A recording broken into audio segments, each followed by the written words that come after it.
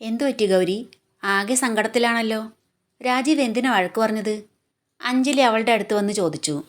അവൾ മറുപടിയൊന്നും പറയാതെ അഞ്ജലിയെ നിറമിഴികളോടെ ഒന്ന് നോക്കിയ ശേഷം തല താഴ്ത്തിയിരുന്നു. എന്നാലും രാജീവ് എന്ത് പണിയാ കാണിച്ചത്? എല്ലാവർക്കും ഒരുപോലെ കഴിവുണ്ടാവുമോ? കാര്യങ്ങൾ പഠിച്ചു വരുമ്പോഴേക്കും ഇങ്ങനെ വഴക്ക് പറയാൻ പാടില്ലായിരുന്നു. കരയണ്ട ഗൗരി, ദേവൻ വന്നാ പറഞ്ഞു കൊടുക്കാം. നീ പറഞ്ഞ ദേവൻ അതുപോലെ അനുസരിക്കും, അഞ്ജലി പരിഹാസത്തോടെ പറഞ്ഞു. അതിനു മറുപടിയൊന്നും പറയാതെ ഗൗരി തല താഴ്ത്തിയിരുന്നു. അതിന് ദേവൻ ഇനി എപ്പോൾ വരാനാ? ലക്ഷണം കണ്ടിട്ട് അവൻ്റെ 16 അടിയന്തരം കൂടെ കഴിഞ്ഞിട്ടേ വരുള്ളൂ തോന്നുന്നു എന്ന് അഞ്ജലി പറഞ്ഞതും ഗൗരി ദേഷ്യത്തോടെ അവിടുന്ന് എഴുന്നേറ്റ് പറഞ്ഞു. നിർത്ത്, കുറെ നേരമായി തുടങ്ങിയിട്ട്. സഹതപിക്കാനും അനുശോചിക്കാനും നിങ്ങളെ ആരെങ്കിലും ഇവിടേക്ക് വിളിച്ചോ? ഇത് ഓഫീസ് ടൈമാ. ഓഫീസ് ടൈമിൽ വർക്ക് ചെയ്യാൻ നോക്ക്. അത് കഴിഞ്ഞ് മതി ബാക്കിയെല്ലാം. ഡി, നീ കയ്യും കലാശം കാണിച്ച് ദേവനെ മയക്കി അസിസ്റ്റന്റ് മാനേജറായി എന്ന് കരുതി ഓഫീസ് ഭരിക്കാൻ നിൽക്കണ്ട. അതെ, കയ്യും കലാശം കാണിച്ച് മയക്കി തന്നെയാ ഈ പോസ്റ്റ് നേടിയെടുത്തത്. അതിന് നിങ്ങൾക്ക് എന്ത് വേണം? നിങ്ങളെ സാറ് റിജക്റ്റ് ചെയ്തതല്ലേ, പിന്നെ എന്തിനാ പുറകെ തൂങ്ങി നടക്കുന്നത്? അപ്പോഴേക്കും ദീപ വന്നു പറഞ്ഞു. ഗൗരി, മിണ്ടാതിരിക്ക്. ഇതൊരു ഓഫീസാ, അത് രണ്ടാളും മറക്കണ്ട. സങ്കടം വന്ന് ഗൗരിയുടെ കണ്ണിൽ നിന്ന് കണ്ണുനീർ ഒഴുകി. ചേച്ചി, ഇവർ രവിയേട്ടനെക്കുറിച്ച് പറയുന്നത് കേട്ടില്ലേ? ബഹളം കേട്ട് രാജീവ് ക്യാബിനുള്ളിൽ നിന്ന് പുറത്തേക്ക് വന്നു. അഞ്ജലി ഒതുങ്ങാൻ പാവല്ലേ? കഴിയില്ലെങ്കിൽ ഇനി മുതൽ വരണമെന്നില്ല. അതുവരെ മാഡം എന്ന് വിളിച്ചിരുന്ന അവൻ പേരെടുത്ത് വിളിക്കുന്നത് കേട്ട് അഞ്ജലിക്ക് വല്ലാതെ നാണക്കേട് തോന്നി. അവൾ വേഗം മുഖം തിരിച്ചു നിന്നു. പുച്ഛത്തോടെ ഗൗരിയുടെ മുഖത്ത് നോക്കി. നീയും? ഛേ എന്ന് പറഞ്ഞ് രാജീവ് ക്യാബിനുള്ളിലേക്ക് തന്നെ തിരികെ പോയി.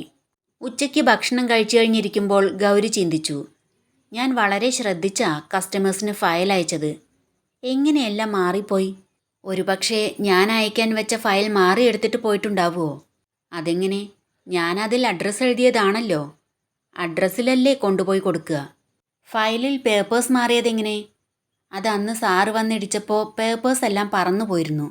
എങ്കിലും പേജ് നമ്പർ കറക്റ്റ് ചെയ്ത് അറേഞ്ച് ചെയ്താ ഞാൻ വെച്ചത്. അത് 2 കസ്റ്റമറുടെ ഫയലുണ്ടായിരുന്നു. അങ്ങനെയാണെങ്കിൽ ഇനി ഒരു കസ്റ്റമർ കൂടി ഇവിടെ വന്ന് ബഹളം ഉണ്ടാക്കും. മഹാദേവ, എങ്ങനെ ഇങ്ങനൊരു അബദ്ധം പറ്റി? ശ്രദ്ധിക്കാതെ കൊണ്ടുപോകാൻ വിട്ട് മാറിക്കിടക്കുന്ന വല്ല ഫയലുകളും ഉണ്ടോ ആവോ? ഇനി അതിനായിരിക്കും വഴക്ക് കേൾക്കുക. റിസപ്ഷനിൽ ചെന്ന് കസ്റ്റമേഴ്സിന് അയക്കാൻ കൊടുത്ത ഫയലുകളെല്ലാം അയച്ചിട്ടില്ലേന്ന് നോക്കിയിട്ട് വരാം എന്ന് വിചാരിച്ച് ഗൗരി അവിടുന്ന് എഴുന്നേറ്റ് റിസപ്ഷനിലേക്ക് ചെന്നു. അവിടെ മൊത്തം പരതിയെങ്കിലും അയക്കാതെ കിടക്കുന്ന ഒരു ഫയലും അവൾക്ക് കാണാൻ സാധിച്ചില്ല. കൊടുത്ത ഫയലുകളെല്ലാം കൊണ്ടുപോയിട്ടുണ്ട്. അപ്പോൾ ആ വഴക്ക് ഒഴിവായി എന്ന് വിചാരിച്ച് തിരിച്ചു പോരാൻ തുടങ്ങുമ്പോൾ ടേബിളിനടിയിൽ കിടക്കുന്ന ഒരു ഫയൽ അവളുടെ ശ്രദ്ധയിൽപ്പെട്ടു. എടുത്തു നോക്കി അവൾ ഞെട്ടിപ്പോയി. റിസോർട്ടിൻ്റെ ഫയൽ. ഇതെങ്ങനെ സംഭവിച്ചു? അവർക്ക് കിട്ടിയ ഫയൽ? അപ്പോൾ അതേതാ? അഡ്രസ്സ് ഇല്ലാതെ കൊണ്ടുപോയി കൊടുക്കില്ലല്ലോ. അവൾ ആ ഫയലുമായി ദേവൻ്റെ ക്യാബിനിലേക്ക് ചെന്നു. ചുമരിൽ തൂങ്ങിക്കിടക്കുന്ന TV-യിലേക്ക് നോക്കി അവൾ ഓർത്തു.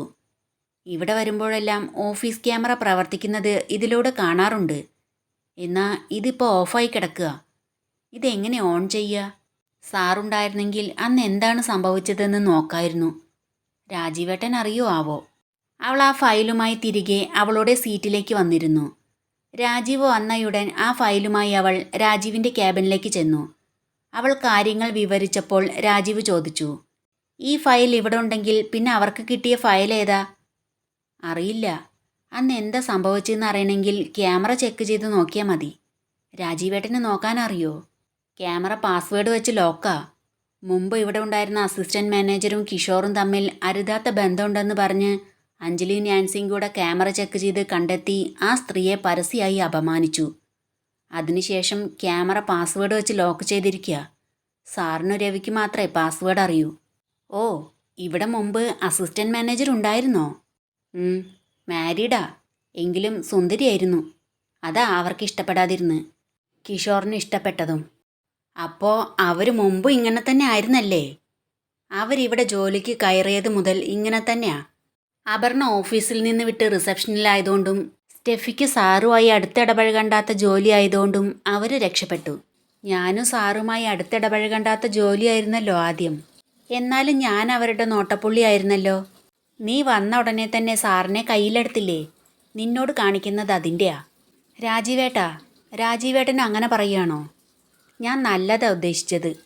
ഗൗരി രാജീവിൻ്റെ മുഖത്ത് നോക്കി ചിരിച്ചു. ഇനിയിപ്പോൾ എന്താ ചെയ്യുക രാജീവേട്ടാ? സാറിനോട് പാസ്വേഡ് ഒന്ന് ചോദിച്ചു നോക്കുമോ? രാജീവേട്ടനെ സാറിന് വിശ്വാസമല്ലേ? അപ്പോൾ പറഞ്ഞു തരാതിരിക്കില്ല. ഇങ്ങനെ ഒരവസ്ഥയിൽ ഇതുകൂടി പറഞ്ഞ് സാറിനെ ടെൻഷൻ അടുപ്പിക്കണോ? വേറെ നിവർത്തിയില്ലല്ലോ. നോക്കാം. ക്യാമറ ചെക്ക് ചെയ്യുന്ന കാര്യം ആരും അറിയണ്ട. ഓഫീസ് ടൈം കഴിഞ്ഞ് ഞാൻ നോക്കിക്കോളാം. ഗൗരി ചെറിയൊരാശ്വാസത്തോടെ അവിടുന്ന് എഴുന്നേറ്റ് പോയി. ഓഫീസിൽ നിന്നിറങ്ങി വീട്ടിലേക്ക് പോകാൻ നേരം ദീപ ഗൗരിയോട് പറഞ്ഞു. ഞാൻ ഹോസ്പിറ്റലിൽ ചെന്ന് രവിയെ കണ്ടിട്ടേ ഉള്ളൂ ഗൗരി. ഞാനും വരുന്നു ചേച്ചി. വീട്ടിലെത്താൻ വൈകിയ നിനക്ക് വഴക്ക് കേൾക്കുമോ? ഇല്ല, വൈകുമെന്ന് വിളിച്ചു പറയാം. അവർ രണ്ടാളും ഹോസ്പിറ്റലിലെത്തി. ഐസിയുവിന് മുന്നിൽ കസേരയിൽ മൊബൈൽ നോക്കിക്കൊണ്ടിരിക്കുകയായിരുന്നു ദേവൻ. അവരടുത്തെത്തിയപ്പോഴാണ് അവൻ അറിഞ്ഞത്. അവരെ കണ്ടതും മുഖത്ത് ചിരി വരുത്തി അവൻ എഴുന്നേറ്റു. എന്ത് കോല ദേവ ഇത്? വല്ലാതായി നീ. അതിനും അവൻ ചിരിക്കുക മാത്രം ചെയ്തു.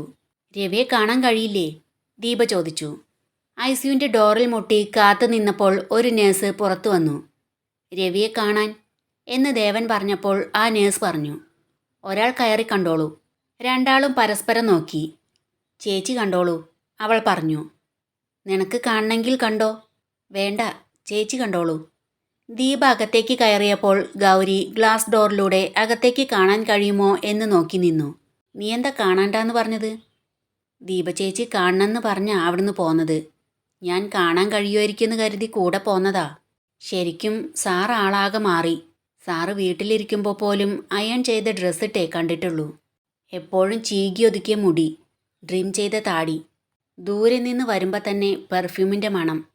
ഇപ്പോൾ അതൊന്നുമില്ല, വിയർപ്പിൻ്റെ നാറ്റവും എന്ന് പറഞ്ഞ് ഗൗരി വിരലുകൾ മടക്കി മൂക്കിലൊന്ന് തുടച്ചു. ഇവിടെ വല്ലാതെ ചൂടാ. ഫാനുണ്ടെങ്കിലും വിയർക്കുക. ഇവിടെ അത്ര ചൂടൊന്നുമില്ല. ഏത് സമയവും എ സിയിലിരിക്കുന്നത് കൊണ്ടാ ഇവിടെ ചൂടാണെന്ന് തോന്നുന്നത്. ഒരു വാക്ക് നീ എനിക്ക് വിട്ടുതരരുത് കേട്ടോ. എന്ത് പറഞ്ഞാലും ഉടനെ തർക്കുത്തരം പറഞ്ഞോണം. ഇത് തർക്കുത്തരാണോ? ഞാൻ കാര്യം പറഞ്ഞതല്ലേ. ആ സമയത്ത് നീരജ് അവിടേക്ക് വന്നു. ആഹാ, ഐസുവിന് മുന്നിൽ പുതിയ കൂട്ട് കിട്ടിയോ? ആ, നീയോ? പ്രസാദ് എവിടെ? പ്രസാദ് കുറച്ചുകൂടെ കഴിഞ്ഞ് ഇറങ്ങൂന്ന് പറഞ്ഞു. ഹായ്, ഞാൻ നീരജ്. ഇവിടെ ആരെ കിടക്കുന്നത്? ഞാൻ രവിയേട്ടനെ കാണാൻ. രവിയുടെ ആരാ? ഓഫീസിൽ നിന്ന്. എന്നിട്ട് കണ്ടോ? ഒരാൾ കയറിയിട്ടുണ്ട്. അവർ സംസാരിച്ചു കൊണ്ടിരിക്കുമ്പോൾ ദീപ പുറത്തേക്ക് വന്നു. ദീപ ചേച്ചി, ചേച്ചിയായിരുന്നു അകത്ത്. എന്തു പറയുന്നു? സുഖം തന്നെയല്ലേ? സുഖം. നിനക്ക് കുഴപ്പമൊന്നുമില്ലല്ലോ?